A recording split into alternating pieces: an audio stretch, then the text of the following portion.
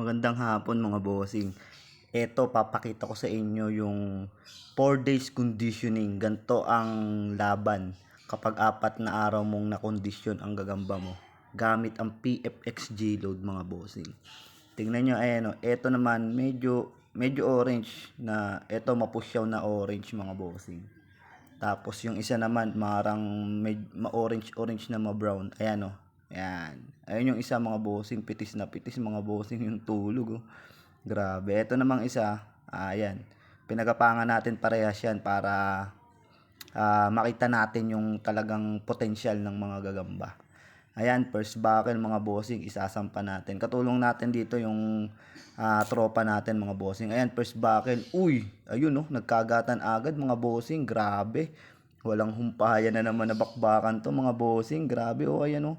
Uy, grabe, ayun oh. Medyo nahulog-hulog pa dun yung medyo brown. Pero talagang bakbakan sila, sabayan sila mga bossing. Ayan, tingnan natin kung sino ang unang babagsak dyan mga bossing oh. Tignan nyo, ang tagal nila magbakbakan oh. Uy, ayun, bumagsak ang medyo brown mga bossing. Pero makita natin dito ay medyo mahina na din yung ano. Ayan oh, unang bakbakan. Sa stick pa lang sila agad kumagat mga bossing. Pero ayan oh, ayaw nilang magpatalo sa isa't isa mga bossing. Tignan nyo naman yung galawan ng mga yan. 4 na araw na kondisyon yan mga bossing. Pinapainom natin umaga at hapon mga bossing. Pinapagapangan natin umaga at hapon din mga bossing. At pinapaarawan natin sa umaga. Kaya kondisyon na kondisyon talaga sila mga bossing. Pero syempre may lalamang talaga at lalamang dyan. Lumamang dyan yung dilaw dahil nasa ilalim yung medyo brown mga bossing. Ayan. Ganyan. Eto second buckle mga bossing. Eto mga bossing, second buckle, bitawan na ulit natin. Uy, ayan. Uy, naglaban na naman mga bossing. Nagbakbaka na naman mga bossing. Kanina ang hihina na pero nung second buckle, naglumakas na naman mga bossing. Eto, nakasabit yung akin naman ngayon ang nakasabit. Kulay orange. Bali, ayan, bilang ng 1, 2, 3, 4, 5. Tapos, ano ulit, break.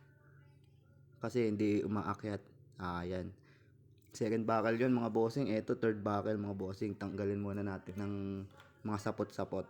Yan, third buckle mga bossing. Oh, biglang lumakas na naman mga boss.